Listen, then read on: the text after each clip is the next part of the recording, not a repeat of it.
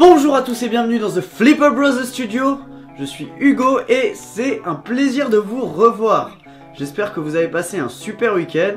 Moi, c'était au top. Alors je vais pas vous le cacher, pour l'instant je galère un peu à régler mon micro. Donc je pense que vous avez pu remarquer qu'entre une vidéo et l'autre, le son est un peu différent. J'ajuste encore un peu le micro en voyant vidéo après vidéo comment ça fonctionne. Et je pense que d'ici quelques vidéos, je serai rodé et j'aurai vraiment un son parfait. Bon, sur ce, commençons le The Making of d'aujourd'hui. Alors accrochez vos ceintures et soyez témoins. On part pour Mad Max Fury Road.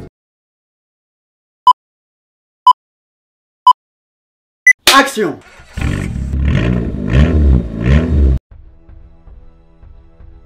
Alors on va s'échauffer un peu avec la première anecdote. Ce film a coûté 100 millions de dollars à produire, soit les recettes totales du premier Mad Max de 1979. Pour info, ce dernier avait coûté 100 000 dollars à produire à l'époque.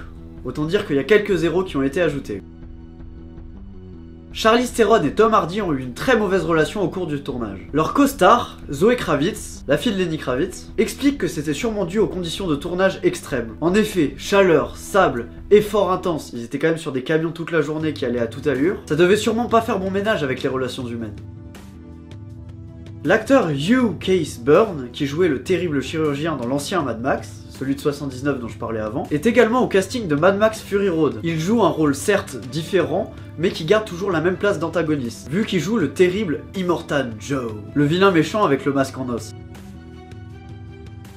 Mad Max Fury Road, qui est le quatrième Mad Max de la franchise, devait à la base être tourné en Namibie en 2003. Mais l'invasion de l'Irak par les États-Unis la même année a forcé les patrons de la 20th Century Fox d'annuler le projet. En 2010, il était de nouveau en pré-production et était censé sortir en 2012, et il devait cette fois retourner en Australie pour tourner le film, mais des pluies torrentielles changeant la physionomie du paysage ont stoppé la production. Et c'est seulement en 2012 qu'il relance le projet, à la base il devait sortir en 2012 mais il le relance en 2012, que les studios ont fini par choisir la Namibie à nouveau, tournant dans le Dorob National Park. Et ce tournage en Namibie, parlons-en, parce qu'il a fait beaucoup de remue-ménage auprès d'organismes de protection de l'environnement. En même temps, faut se dire que des poids lourds qui roulent à toute allure et des explosions partout, ça doit pas laisser un paysage intact. L'équipe de production s'est défendue en disant qu'ils injectaient des millions de dollars dans le pays, et qu'en plus, ils engageaient des dizaines de techniciens locaux. C'est un point qui peut se défendre aussi. Il faut savoir que le désert du Namib, le désert dans lequel ils ont tourné, est un désert vieux de 80 millions d'années et détient une faune très rare et très fragile. Pour interpréter Furiosa, Charlize Theron a dû se raser la tête, la pauvre. Et en même temps, elle tournait Albert à l'ouest, ce qui fait que pendant tout le tournage, elle a dû porter une perruque.